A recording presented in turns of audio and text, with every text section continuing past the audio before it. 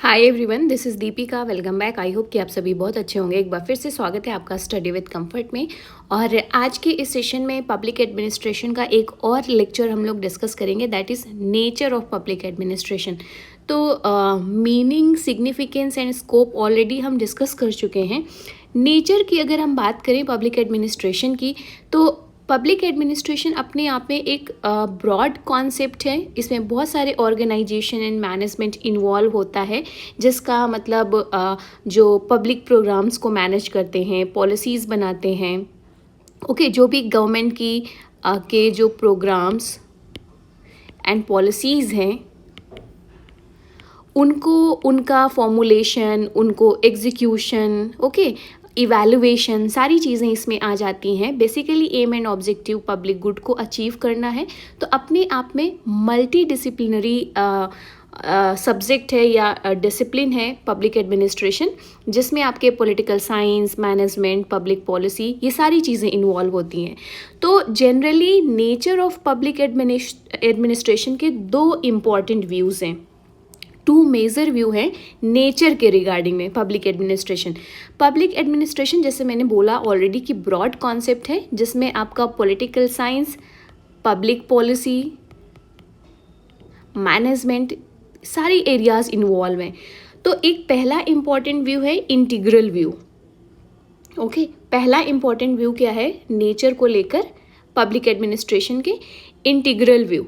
Integral view मतलब होता है जो ये मानते हैं, इंटीग्रल व्यू के जो सपोर्टर हैं वो मानते हैं कि जो पब्लिक एडमिनिस्ट्रेशन है, इसमें वो सारी एक्टिविटीज़ इन्वॉल्व होती हैं। मतलब फ्रॉम टॉप टू बॉटम जितना भी एडमिनिस्ट्रेटिव सेटअप है, जो भी वर्क है, वो किसी भी स्टेज में क्यों ना हो, ओके, हर स्टेज की एक्टिविटीज़, फंक्शंस इंक्लूडेड माने जाते हैं पब्लिक एडमिनिस्ट्रेशन में। So this is integral view. Getting it? मतलब इसमें आपके मैनेजेरियल फंक्शंस, एक्टिविटीज़ आ जाएंगे, टेक्निकल एक्टिविटीज़ भी इंक्लूडेड हैं, या क्लैरिकल जो भी क्लर्क के जो फंक्शंस एंड जो रोल है उसको भी इंक्लूडेड है इसमें।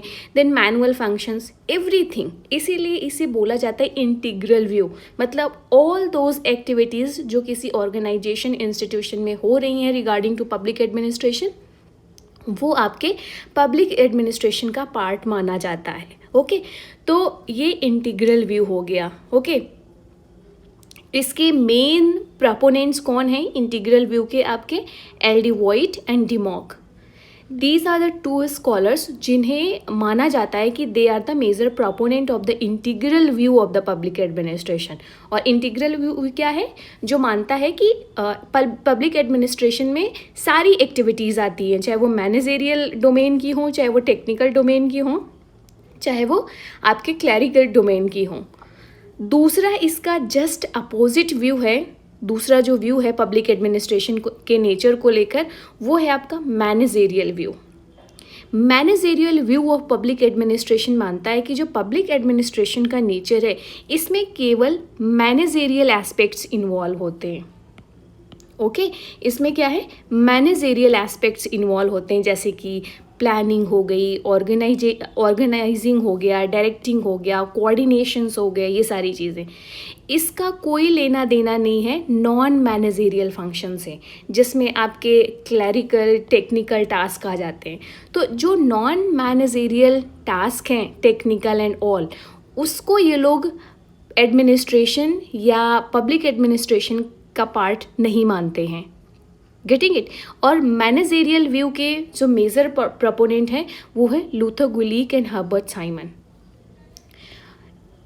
जो मैनेजेरियल व्यू के सपोर्टर हैं, ये कहते हैं कि मैनेजेरियल एस्पेक्ट्स को ही फोकस करना चाहिए पब्लिक एडमिनिस्ट्रेशन में, ताकि हम लोग एफिशिएंसी एंड लीडरशिप को इंश्योर कर पाए। अगर सारे टास्क आप पब्लिक एडमिनिस्ट्रेशन में इंक्लूड कर दोगे, मतलब मैनेजेरियल प्लस नॉन मैनेजेरियल, तो एक यहाँ पर एफिशिएंसी, किसी भी ऑर्गेनाइजेशन की जो लीडरशिप है, एफिशिएंसी है, वो यहाँ पर इम्पैक्ट होगी।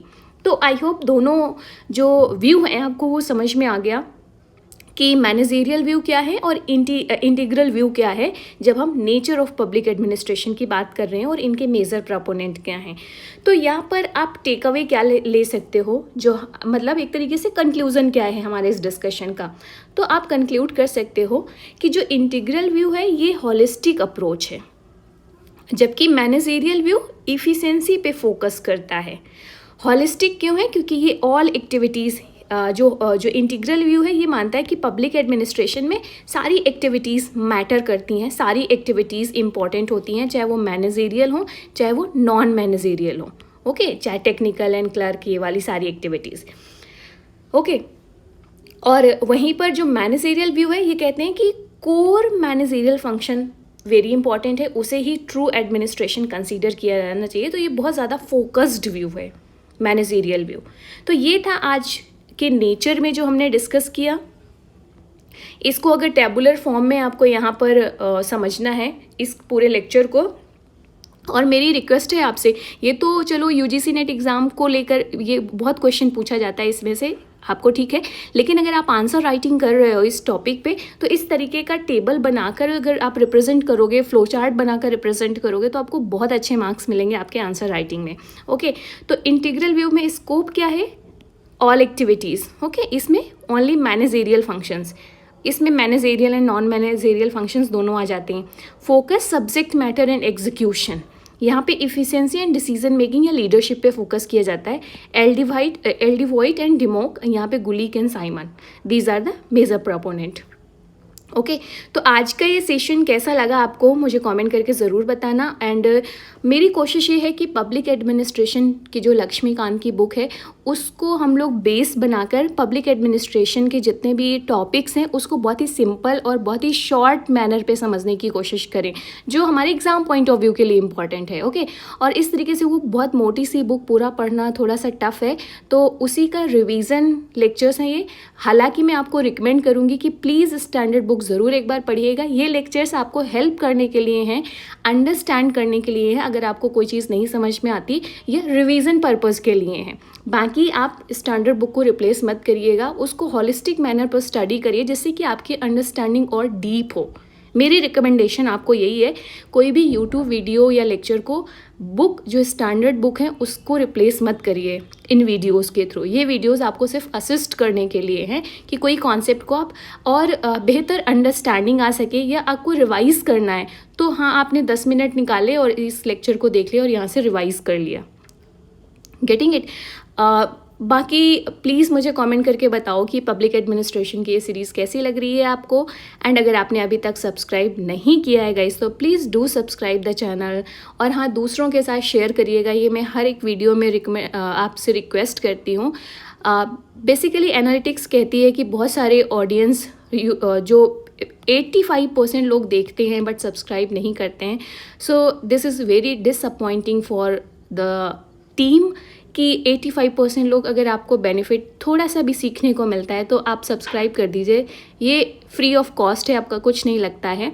बट हाँ, आपके एक सब्सक्राइब करने से, लाइक करने से, कमेंट करने से हमारी टीम को बहुत मोटिवेशन मिलता है, और हम अगर चैनल की ग्रोथ होती है तो ये बहुत बड़ा मोटिवेशन होता है। बाकी दूसरों के साथ शेयर करने से क्या होगा, अदर स्टूडेंट्स के बीच में भी हमें रीच आउट मिलेगा। ये हमारी हम्बल रिक्वेस्ट है आपसे। बाकी बहुत सारे लोग हैं, स्टूडेंट्स हैं जो बहुत ज़्यादा सपोर्ट कर रहे हैं, अपना दूसरे लोगों के साथ शेयर करते हैं। Thank you so much for that, I am so grateful. And yes, इस सीरीज़ को हम लोग ऐसे ही कंटिन्यू रखेंगे। बाकी यूजीसी नेट एग्जामिनेशन के रिवीजन पॉइंट ऑफ व्यू से बहुत सारे शॉर्ट वीडियोस हैं जिसमें books and author and other theories को बहुत शॉर्ट में बताया जाता है। आप उसको देखिएगा ताकि एग्ज़ाम में आपकी हेल्प हो पाए। ओके, सो इस सेशन को यहीं पर एंड करते हैं। Thank you so much, see you in the next video.